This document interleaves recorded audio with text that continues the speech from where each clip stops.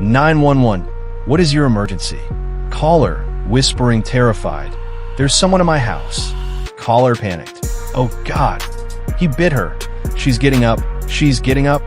Cut to black. That wasn't a movie trailer. That was our future, a projection of what the first 72 hours of a real zombie outbreak in the United States would look like. Forget Hollywood. Forget slow shamblers and survivors with infinite ammo. Reality would be faster, messier, and far more terrifying. The question is, how long could America survive before collapsing into chaos? Let's find out. Welcome to the channel, everybody. Smash that like button. It tells the algorithm you're into this kind of content. Subscribe to the channel so you don't miss what's coming next. And drop a comment below with your craziest what-if ideas. Patient 0 Inch. It wouldn't start with a worldwide event. No sirens in the sky. No dramatic news broadcast. It would start quietly. Let's imagine Patient 0, a dock worker in Long Beach, California. He's unloading cargo from a poorly declared shipping container. Inside, a rat carrying a mutated fungus. Something like cordyceps, but nastier. The bite seems minor. He shrugs it off, goes home with a fever. By midnight, he's delirious. By morning, he's violent. He bites his wife, then a paramedic, then another.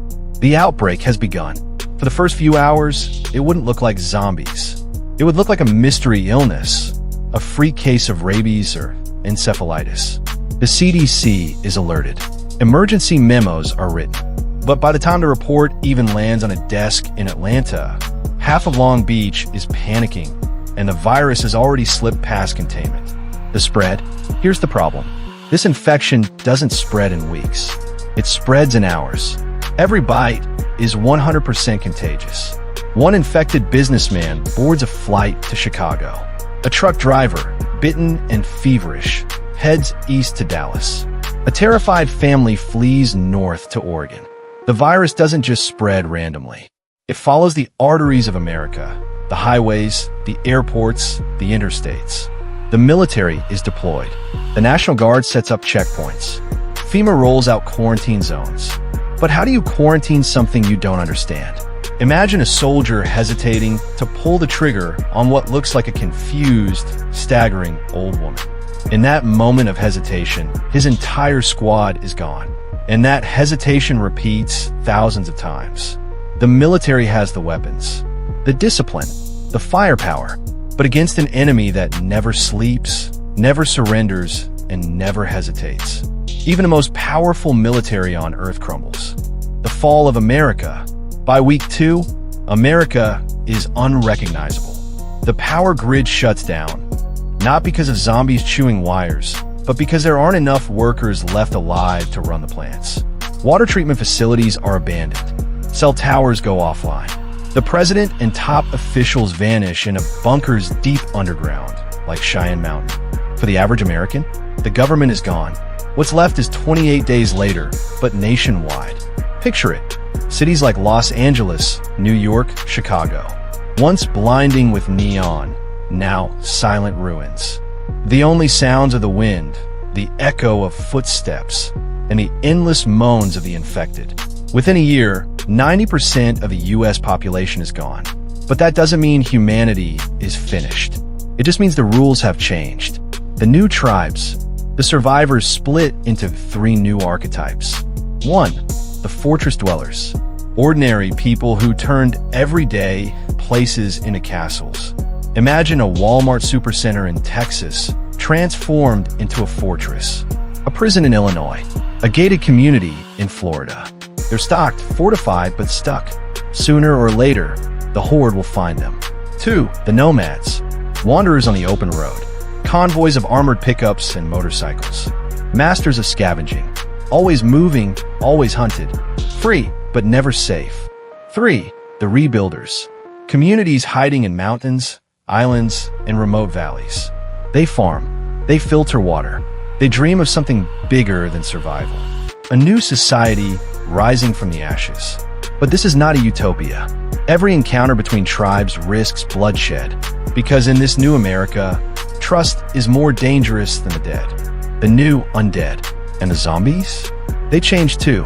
The freshly turned are fast, feral, and terrifying. But the older ones, whether by sun, rain, and time, become slower, rotting, skeletal. Don't let that fool you. Because the real danger isn't one zombie. It's the herds.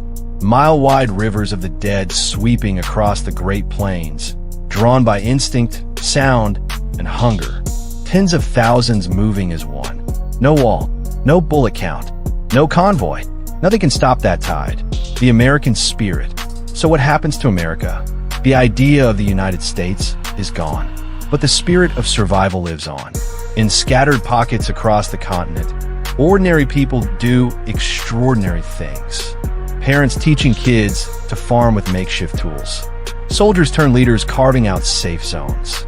Scientists with no labs trying to reinvent medicine with scraps. There's no miracle cure, no lone hero, no cavalry charge. The future is fought for, inch by bloody inch. Who would you become? And here's the question I'll leave you with. If tomorrow the world collapsed and you woke up in this new America, who would you become? Would you barricade yourself as a fortress dweller? Would you burn rubber on the highways as a nomad? Or would you try to rise from the ashes as a rebuilder? The world as we knew it is gone. Skyscrapers stand hollow. Burned out cars rust in the streets. And the moans of the undead echo through the ruins of civilization. Humanity has been brought to its knees. Not by bombs, not by war, but by an endless plague of rotting flesh. Survivors wander from one hiding place to another, clinging to scraps of food, scraps of hope. For most, survival means staying quiet, staying hidden, waiting for the end. But a rebuilder thinks differently. A rebuilder looks at the ashes and sees possibility, where others see a graveyard. The rebuilder sees the foundation of a new world. To rebuild in a zombie apocalypse doesn't just mean stacking bricks and hammering nails. It means finding the courage to stand against the constant fear, to lead people who have forgotten what trust feels like, and to carve out light in a world drowned in darkness. It means creating safe havens where families can sleep without listening for scratching at the doors.